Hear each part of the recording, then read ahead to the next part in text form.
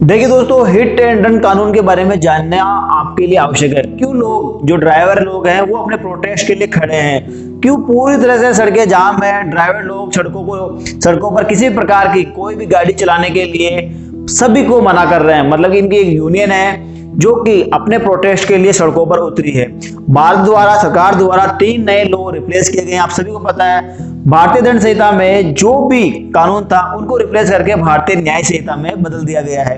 इसमें कई law changes हुए हैं, कई नए कानून आए हैं, जिसमें से जो भी लेटेस्ट जिस पर मामला चल रहा है और जिस पर लोग अपने प्रोटेस्ट के लिए खड़े हैं। बता दूं, हिट एंड रन मार कर भाग जाना, ये मामला फिलहाल सुर्खियों में चल रहा है और इसकी हर जगह चर्चा हो रही है। तो इसमें आपको भी जानना आवश्यक है कि ये हिट एंड रन क्या कानून है, और साथ के साथ जो ड्राइवर लोग हैं, जो कि किसी बस के चालक है, किसी ट्रक के चालक है, वो क्यों अपने प्रोटेस्ट के लिए सड़क पर उतर आए हैं। वो किसी भी प्रकार की ये नहीं चाहते कि जनहानि हो या किसी भी प्रकार की कोई आर्थिक व्यवस्था डगमगाए, लेकिन जानबूझकर नहीं, कहीं ना कहीं उनको अपने प्रोटेस्ट के लिए अपने कानून को वापस, जो कानून के विरुद्ध है उनको वापस चेंज करने के लिए वो सड़क पर सरकार के खिलाफ आवाज उठाने के लिए मजबूर हो गए हैं। क्या ऐसी वजह है, अपन बात करेंगे इस वीडियो में। पहले अपन बात कर लेते हैं जो फिलहाल नया कानून बन के आया है, हिट एंड रन। ये कानून क्या कह रहा है और इससे पहले कानून क्या कह रहा था। तो पहले बात कर लेते हैं हिट एंड रन के बारे में। देखिए, जो हमारा भारतीय दंड संहिता था वो चेंज होकर रिप्लेस होकर भारतीय न्याय संहिता में चेंज हुआ है। तो इसमें आप जो इसका सेक्शन 106 पढ़ोगे, इसमें 2 सेक्शन दे रखे हैं। 106 में क्लोज 1 और क्लोज 2। इसका सेक्शन 106 का क्लोज 1 पढ़ोगे आप तो उसमें साफ साफ दे रखा है, अगर किसी भी प्रकार से किसी भी ड्राइवर से मतलब कोई भी दुर्घटना कारित होती है और उस दुर्घटना में किसी व्यक्ति की कोई मौत होती है, तो ऐसे में उस ड्राइवर पर 5 साल तक का कारावास और जुर्माने का प्रावधान है। ये जो नया कानून है इसमें है। साथ ही साथ इसका आप सब क्लोज 2 पढ़ोगे तो इसमें आपको बता रखा है, अगर कोई ड्राइवर जिसके कारण से कोई मौत होती है और वो बिना पुलिस को बताए, बिना मजिस्ट्रेट को बताए वहां से भाग जाता है, ठीक है, वहां से भाग जाता है, तो ऐसी स्थिति में उस ड्राइवर पर 10 साल तक का कारावास और 7 लाख रुपए तक का जुर्माने का प्रावधान है। तो ये रही बात हिट एंड रन कानून की, जो नया कानून है। अब मामला कहां से शुरू हो रहा है कि लोगों के जहन में ये बात पल्ले नहीं पड़ रही कि भाई साहब, अगर हिट एंड रन कानून में अगर एक ड्राइवर को 10 साल तक कारावास और 7 साल तक की सजा का प्रावधान कर दिया है, तो ऐसे में गलती से न चाहते हुए भी ड्राइवर इस मुसीबत में पड़ जाएगा। एक वीडियो में आपको इसी वीडियो में दिखा देता हूं कि एक आदमी है जो कि जानबूझकर ट्रक के नीचे आ रहा है। तो मतलब ड्राइवर की गलती ना होते हुए भी कहीं ना कहीं उसे इस चीज का खामियाजा भुगतना पड़ सकता है। जो ड्राइवर होता है उसकी भी गलती नहीं होती है, चीजें अचानक किसी न किसी कारणवश हो जाती है, तो इसका भी खामियाजा उन्हें भुगतना पड़ सकता है। अब इसमें कहीं ड्राइवर लोग हैं वो अपनी बात क्या कह रहे हैं कि मान लीजिए हमसे एक दुर्घटना में किसी भी प्रकार को एक्सीडेंट हो भी जाता है और हम उसे बचाने के लिए चले भी जाते हैं, ठीक है। अब इसकी क्या गारंटी रहती है या इसका कौन जिम्मेवार है कि वहां पर जो पब्लिक खड़ी है वो हमें मारेगी नहीं, वो हमारे हाथ पैर नहीं तोड़ेगी, ठीक है। क्योंकि जो पब्लिक है उसका जो गुस्सा है, उसका जो रोष है, वो किसी के वश में नहीं है।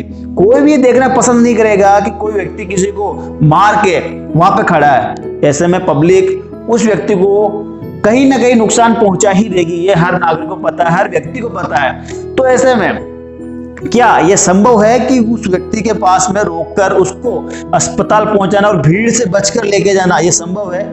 अगर मान लीजिए गलती से अगर भीड़ का शिकार व्यक्ति हो जाए तो पीछे उसके जो घर परिवार है उनको कौन भरण पोषण करेगा, उनका कौन पालन पोषण करेगा?